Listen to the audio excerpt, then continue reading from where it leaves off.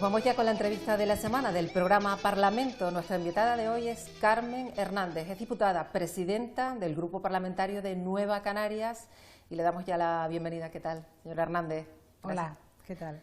Además de todo lo que hemos dicho, pues portavoz en materia social de su grupo y alcaldesa de Telde, así que mucho trabajo que tiene en el día a día, ¿verdad? Sí, la verdad que sí, pero bueno, el tiempo también te va dando herramientas y experiencia que te ayudan a gestionar y a trabajar de manera más eficaz. Las tecnologías ayudan mucho también. Pues vamos a empezar, si le parece, repasando asuntos que han sido de actualidad en el pleno de esta semana. Se ha hablado de una de las leyes que usted misma ha calificado como de las más importantes, de cuántas se van a aprobar en esta legislatura, es la Ley de la Renta Canaria para la Ciudadanía. Usted ha dicho que va a ser crucial y que va a ayudar a muchísimas familias de forma directa, ¿no? Sí, sin duda es un hito histórico para Canarias. Era una cuestión fundamental que no habíamos resuelto como sociedad. Todos sabemos los altos indicadores de pobreza y exclusión social que sufrimos. También sabemos todos que el paro, el desempleo en Canarias es en muchas ocasiones elevado y además es estructural, y por tanto tener una herramienta que dignifique la vida de las personas, que las familias puedan tener una prestación económica estable y poder tener ese derecho a una vida digna de manera normal, nos parece que es fundamental. Efectivamente es una ley que entrará en el Parlamento, ya ha entrado como proyecto de ley, que podremos mejorarla entre todos los grupos parlamentarios, y yo creo que es una gran noticia para un pueblo que ha tomado la determinación, el canario, de no dejar a ningún canario o canaria atrás. Para que la gente se haga una idea, ¿qué diferencia hay con la actual PCI a la que viene a sustituir esta ley, señora Hernández? Primero, esta es una renta para todas aquellas personas.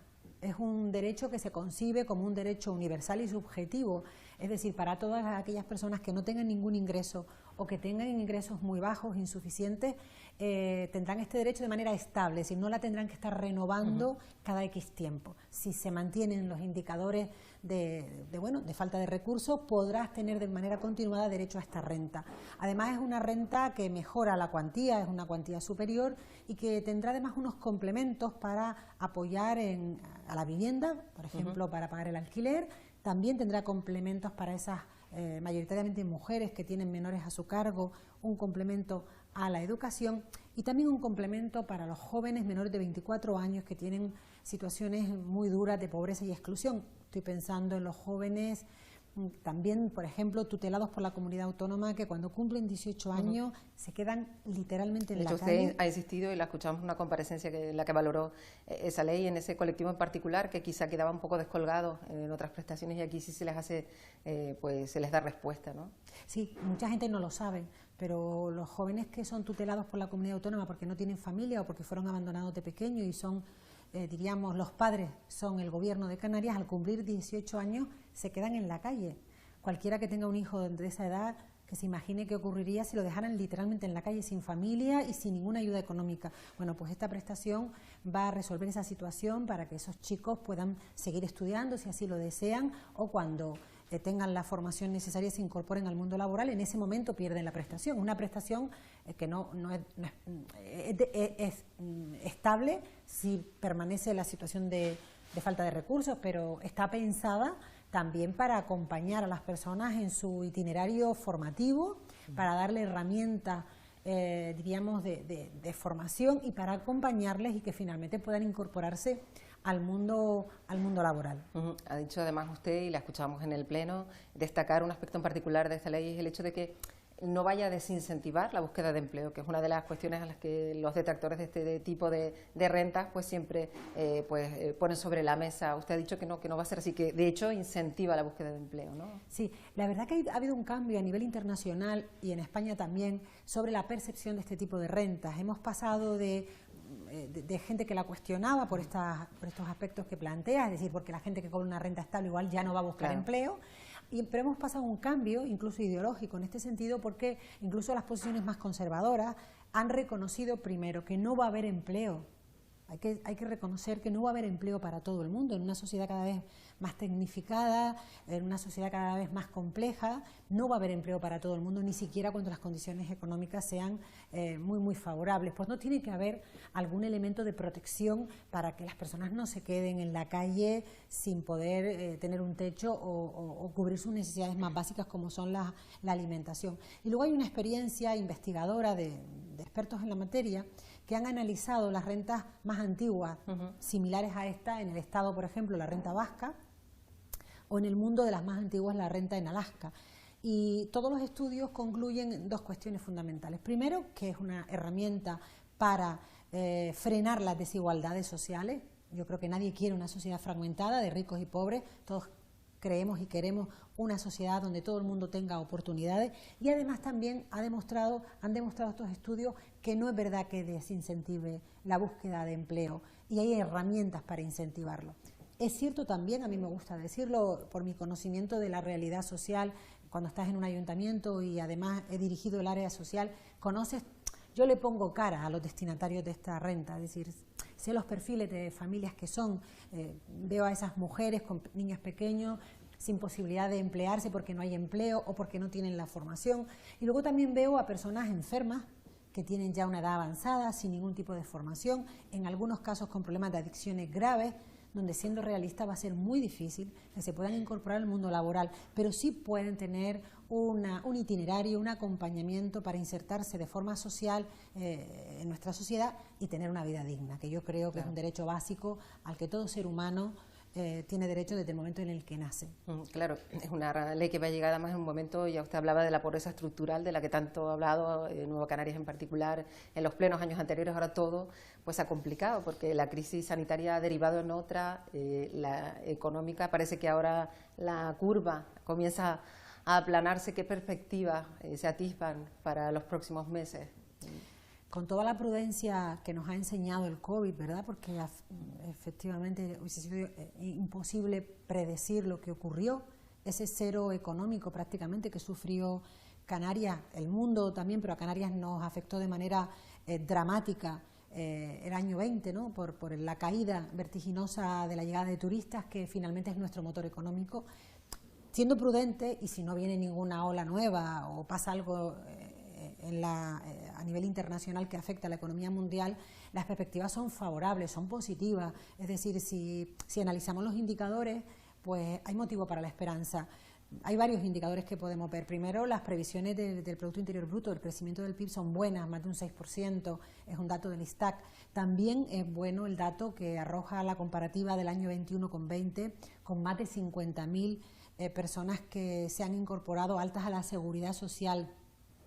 La actividad portuaria, el puerto de Las Palmas, pues ha reanudado de manera intensa su actividad en la entrada de mercancía. Hay un dato también muy objetivo, que es el número de vuelos, ¿no? El tráfico aéreo también se ha incrementado. El número de turistas, que aunque nos queda mucho para recuperar nuestros datos antes del COVID, pero bueno, son más de 5 millones de turistas los que nos han visitado en el año 21, y el pronóstico para el 22 es que podemos llegar a los 10 millones. Por tanto, yo creo que desde la prudencia que nos da saber que hay situaciones sobrevenidas que no podemos controlar, sí que hay motivos para estar esperanzados y para pensar que la economía va a seguir mejorando y que va a seguir creciendo. Hay otros asuntos urgentes para Canarias que salen reiteradamente en los plenos, sobre todo si tenemos en cuenta la dimensión de lo que estamos hablando. Los menores migrantes no acompañados se han convertido ahora en una situación compleja para el Gobierno de Canarias, que han reconocido que están al límite de la capacidad de acogida, están reclamando solidaridad al resto de comunidades. El propio presidente reconocía en el pleno de esta semana que se podía haber hecho mejor, incluso por parte del Gobierno del Estado. ¿Qué solución se le puede ofrecer a Canarias y qué solución se le puede dar sobre todo a estos chicos que son niños que han vivido una situación terrible? Estamos hablando de un drama humanitario y muchas veces esto se olvida. Sí, sin duda. Indicabas bien, es un drama humanitario. Yo creo que ese es un poco el concepto que tenemos que tener claro para analizar el problema migratorio, que es un problema complejo. Realmente no hay una solución mágica ni definitiva, porque además los fenómenos migratorios forman parte de la humanidad. Antes se movía la gente buscando agua o buscando un terreno más fértil, y ahora pues se mueven huyendo de guerra, de dictadura o de incluso la pobreza, en donde además el problema de la desertización, el cambio climático también está influyendo de manera decisiva. Es evidente que la forma de disminuir este drama es ir al origen del problema, es la política de cooperación en los países africanos.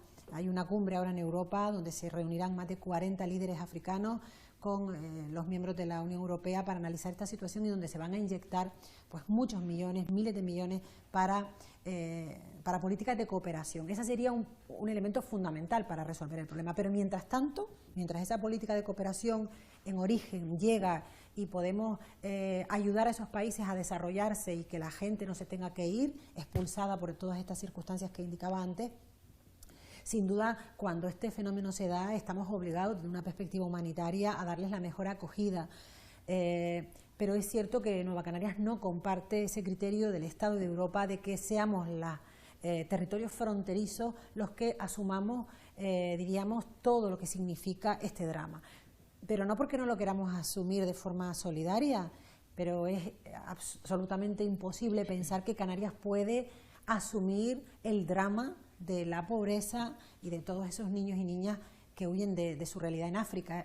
Es materialmente imposible, es insostenible hasta desde el punto de vista territorial, porque no dejamos de ser pequeñas islas en medio del Atlántico. Por tanto, nosotros de Nueva Canarias exigimos al Estado, y es un asunto que queremos que se trate pues en la conferencia de presidentes y en las comisiones que se establecen con el Estado, en la comisión bilateral, el fenómeno migratorio. Y ahí entendemos que este protocolo del que se viene hablando, donde de manera solidaria vamos a ver cómo se reparten los menores, creemos que es absolutamente insuficiente. Creemos que hay que cambiar la normativa y que sea obligatorio para las comunidades pues ese reparto de menores con unos criterios objetivos donde todos los españoles y la propia Unión Europea se impliquen y se comprometan en afrontar un problema que es de todos, que es de Europa, que es de España y también de Canarias. Vamos, si le parece, señora Hernández, con un asunto en el que usted se ha implicado activamente y que también ha salido en el pleno de esta semana. Tiene que ver con ese plan que ya se elabora para fomentar la educación infantil en ese tramo tan necesario de 0 a 3 años. En Canarias falta mucho por caminar todavía porque estamos pues 3 puntos por debajo de la media nacional en cuanto a la escolarización de estos niños. Parece que pues, hay un plan ya diseñado para que esto aumente, ¿no? Ahí están trabajando. Sí, bueno, yo por mi condición de docente y estoy totalmente convencida de que la educación es el elemento vertebrador de una sociedad. Es decir, que no conozco ninguna sociedad que avance ni que mejore su nivel de vida si no apuesta decididamente por la educación. La educación es un concepto muy amplio y abarca todas las etapas de la vida y no solo se circunscribe a lo que se hace en la escuela o en los centros educativos, sino que nos compromete a toda la sociedad en su conjunto. Pero es que además desde hace muchos años hay estudios científicos y hay expertos en el ámbito de la educación y luego los últimos avances de la neurociencia de la última década y media apuntan a algo muy importante que España y Canarias no ha tenido en cuenta. Bueno, corrijo, que no ha tenido en cuenta la mayoría de las comunidades españolas, porque los vascos sí lo han tenido claro, que es que la etapa infantil 0,5 años, 0,6 años, los primeros años de la infancia, no es que sean importantes en el desarrollo cognitivo, en el desarrollo emocional del niño o de la niña, es que son decisivos. Es decir, los estudios indican que cuando se invierte en educación en las primeras etapas de la vida, hay más éxito escolar. Por tanto, no solo estamos hablando de apoyar a que el niño desarrolle todas sus capacidades, todas sus competencias, a que sea un niño con fortaleza emocional, sino que además estamos invirtiendo en que no fracase en el futuro y por tanto podremos ahorrar, ya esto es en clave economicista, ahorrar en las etapas de mayores, en otras etapas educativas donde además muchas veces las políticas que se implementan para afrontar el fracaso y el abandono escolar, que ha sido un problema que ha tenido Canarias durante muchas décadas, resultan fracasadas, no funcionan. Por tanto, yo procedo de una organización política que siempre ha creído esto. Y allí donde ha gobernado, en Gran Canaria, en muchos municipios, siempre, cuando nadie hablaba de las escuelas infantiles como escuela, sino como guardería, hablo de hace más de 20 años, nosotros en Telde, en Santa Lucía, en Agüimes o en Galdar, invertíamos en educación 0 a 3 porque creíamos firmemente en este concepto. A partir de ahí, desde que llegamos al Parlamento en la 8ª legislatura, hemos hecho bandera de la defensa de la educación infantil y hemos sido muy contundentes en contra del gobierno de Coalición Canaria porque abandonó a los ayuntamientos en este asunto, eliminó las subvenciones que había con los municipios y dejó esto pues al albur de cada municipio. Yo procedo de más de uno donde se decidió cerrarlas porque no se apostaba por la educación 0 a 3, el Partido Popular, el gobierno de aquel entonces la cerró y nosotros en esta etapa las hemos reabierto. Por tanto, estamos de enhorabuena. El gobierno de Canarias ha cogido, diríamos, este reto y ha decidido apoyar la escolarización de 0 a 3. Es además un mandato legal. Quiero recordar aquí que las leyes educativas, las leyes orgánicas del Estado y la Ley Canaria de Educación ya reconocen que esto es una etapa educativa, que la competencia para la gestión y la escolarización de las escuelas infantiles es una competencia de la comunidad autónoma, pero hasta que esa competencia se ejerza de manera plena, bueno, creemos que es un gran avance este plan estratégico que lo que busca es aumentar la escolarización. Seguimos teniendo una baja escolarización con respecto a otras comunidades autónomas y trabajar de la mano de los ayuntamientos para impulsar esta importante, como decía, etapa educativa. Me gustaría acabar la entrevista, aunque todavía nos queda un ratito, señora Hernández, sin hablar de la isla de La Palma, porque también se va a convertir en un asunto pues que va a ocupar al Parlamento y además no solo esta legislatura, también la siguiente por la dimensión de lo que queda por delante, por reconstruir, qué se puede, qué se debe hacer desde el Parlamento. Sí, la verdad que a este gobierno y al Parlamento le ha tocado una etapa que si la hubieran intentado imaginar, creo que nadie se lo hubiera imaginado. Una pandemia, un hecho absolutamente excepcional en décadas, y luego una erupción volcánica, que tampoco es un fenómeno habitual. Y tuve la oportunidad de estar en La Palma, el grupo parlamentario, mi compañero Luis y yo, y sentarnos con los afectados, con la plataforma de afectados, ver lo que se había puesto en marcha en la isla para atender las primeras necesidades. Y tengo que decir que efectivamente ha sido un drama para las familias que han sufrido la pérdida de su casa, para los ayuntamientos y los alcaldes y las personas que viven en los pueblos afectados, donde han visto cómo la lava se llevaba pues parte de su vida, ¿no? Porque cuando se lleva a una plaza, un colegio, el cementerio donde están tus allegados, es decir, que ha sido terriblemente duro. Aquí yo creo que ha habido un esfuerzo enorme por parte de todas las administraciones para trabajar de la mano y atender de manera inmediata las necesidades, primero las más urgentes, como pudo ser el alojamiento. El Gobierno de Canarias de manera inmediata, pues a través de hoteles y de fórmulas que se habilitaron, esas primeras viviendas que se han podido poner a disposición de las familias más afectadas para que tuvieran un alojamiento. El presidente avanzaba en estos días que se han invertido en torno a 250 millones entre lo que ha invertido el Estado, la comunidad autónoma, el propio consorcio de seguros, que para aquellos que disponían del seguro pues ha actuado la verdad que con diligencia, o el tema de las donaciones, que yo también creo que es destacable, más de 7 millones de fondos recaudados. Por lo tanto, yo creo que se ha hecho todo lo posible sabiendo que es imposible paliar el drama, es decir, lo podemos paliar, pero realmente es muy duro. Ahora queda reconstruir una isla, que es algo bastante complejo en materia de infraestructuras, en materia de carretera, bueno, pero yo creo que esa comisión que se ha creado de la reconstrucción, formada por el Estado, el Cabildo de la isla, los ayuntamientos afectados y la comunidad autónoma, y la propia comisión que el Parlamento ha creado, que hemos creado, seguramente pues van a ser herramientas eficaces para seguir trabajando en esa reconstrucción, y cuanto antes, en los próximos años, no va a ser fácil, la isla pueda recuperar cierta normalidad y los afectados puedan recuperar su vida. Ahora sí le pido concreción, que nos queda muy poquito tiempo. El último año de legislatura, ¿cómo afronta Nueva Canarias estos meses, sobre todo en un momento en el que se ha polarizado tanto el debate político? ¿Dónde llega el mensaje de Nueva Canarias en medio de toda esta crispación? Bueno, nosotros somos una organización centrada, una organización canaria, hecha por canarios desde Canarias y por tanto muy centrada en nuestros problemas, en nuestra realidad. Procuramos no dejarnos arrastrar por esa polarización de otros partidos que tienen otros intereses que nada tienen que ver con los intereses de los canarios. Nosotros seguimos defendiendo que necesitamos una organización política fuerte que defienda a Canarias en Madrid con contundencia. Yo creo que el diputado Pedro Quevedo ha demostrado la utilidad de un voto canario en Madrid, en el Congreso, y aquí en el Parlamento seguiremos defendiendo el estado de bienestar, seguiremos defendiendo los servicios públicos, la educación, la sanidad, las políticas sociales. Por supuesto, estaremos ahí muy pendientes de la evolución de la pandemia para fomentar aquellos decretos leyes que puedan ayudar a la población. La Palma será siempre prioridad en nuestra agenda, y luego hay leyes muy importantes que vamos a aprobar en este último año. Hablábamos antes de la renta ciudadana, la ley contra el cambio climático, otras leyes también importantes que tienen que ver, por ejemplo, con el bienestar animal, con los animales de compañía, o la ley del cooperativismo y de la economía social, por poner solo algunos ejemplos. Queda mucho trabajo, sí. Y solo un año tendremos que estar muy ahí, trabajar intensamente. Pues Carmen Hernández, un placer recibirla aquí en las entrevistas de Parlamento y hasta una próxima ocasión. Muchas gracias.